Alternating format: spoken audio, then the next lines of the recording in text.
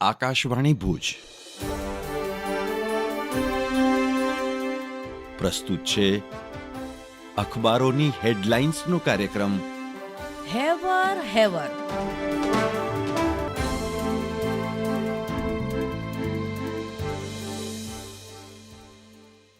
નમસ્કાર, હું જયેશ રાવલ. કચ્છ મિત્રના પહેલા પાને સારા સમાચાર.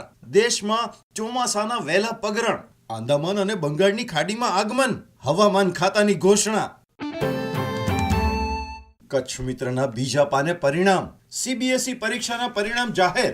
ધોરણ 10માં 93% અને ધોરણ 12માં 88.39% છાત્રો થયા સફળ. કચ્છ મિત્રના અંદરના પાને સમાચાર છે. કચ્છમાં શિક્ષકોની વિશેષ ભરતીમાં સ્થાનિકોને પ્રાધાન્ય આપવા જિલ્લા રાજ્ય સ્તરે કરાશે રજૂઆત.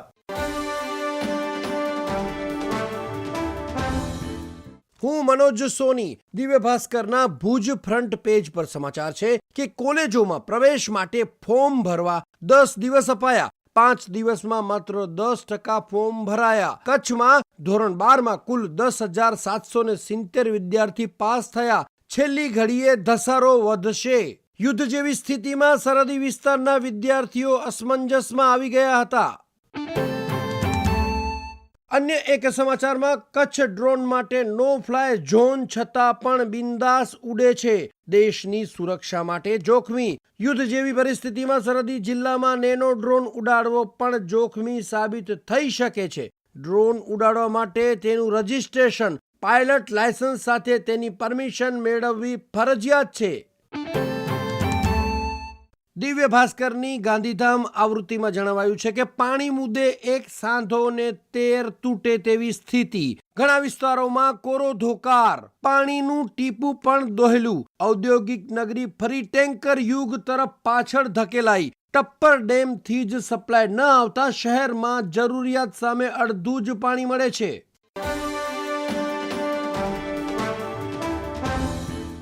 હું સ્મિતા રાણા. ગુજરાત સમાચારમાં અંદરના પાના પરના સમાચાર છે. સુવઈ ડેમનું પાણી પાઇપલાઇનથી લાવી રાપરની જળ સમસ્યા ઉકેલાશે. કેનાલ આધારિત રહેતા રાપરની પાણી સમસ્યાનો અંત લાવવા આયોજન.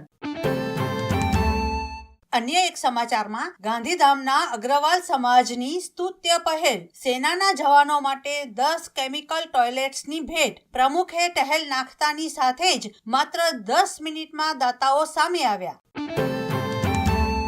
છેલ્લા પાના પરના સમાચાર છે. ગુજરાતમાં મહિલા વકીલોની અનામત મુદ્દે સુપ્રીમ કોર્ટનો મોટો ચુકાદો. તમામ બાર એસોસિએશનમાં મહિલા વકીલો માટે 30% અનામત રાખવી હવે ફરજિયાત.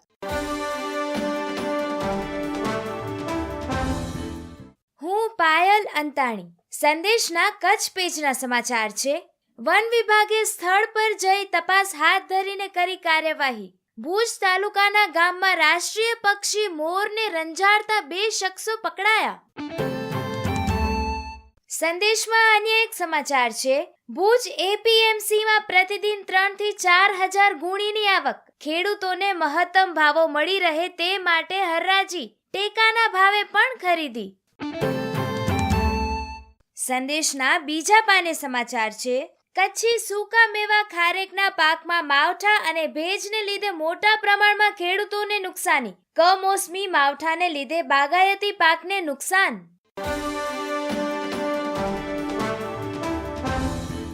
હું દીપા દુબલ. પ્રધાનમંત્રી નરેન્દ્ર મોદીએ પંજાબના હોશિયારપુરમાં આદમપુર એરફોર્સ સ્ટેશનની મુલાકાત લીધી અને તૈનાત સુરક્ષા કર્મચારીઓને સંબોધિત કર્યા. મોદીએ કહ્યું કે ઓપરેશન સિંદૂર દુનિયાના દરેકે ખૂણામાં ગુંજતું રહેશે. દરેકે ભારતીય સુરક્ષા કર્મચારીઓની સાથે જ ઊભા છે અને તેમના માટે પ્રાર્થના કરી રહ્યા છે. આપણે બધા સૈનિકો અને તેમના પરિવારના ઋણી છીએ. પ્રધાનમંત્રીએ કહ્યું કે ભારત ગૌતમ બુદ્ધ અને ગુરુ ગોવિંદ સિંહ બંનેના સિદ્ધાંતોથી પ્રેરિત છે. ગુરુ ગોવિંદ સિંહના સૂત્રનો ઉલ્લેખ કરતા કહ્યું કે મારો એક લડવૈયો 1.25 લાખ દુશ્મનો સામે લડશે. આપણી પરંપરા ધર્મની સ્થાપના અને અધર્મનો નાશ કરવા માટે શસ્ત્રોનો ઉપયોગ કરવાની છે. નરેન્દ્ર મોદીએ કહ્યું કે નવું ભારત શાંતિ ઈચ્છે છે, પરંતુ જો માનવતા પર હુમલો થશે તો આ ભારત દુશ્મનોને માટીમાં ભેળવી દેશે અને ફક્ત સશસ્ત્ર પ્રવૃત્તિઓ જ બંધ કરવામાં આવી છે. પરંતુ જો પાકિસ્તાન ફરીથી આતંકવાદીઓ અને તેની સેનાનો ઉપયોગ કરશે તો ભારત પણ જવાબ આપશે.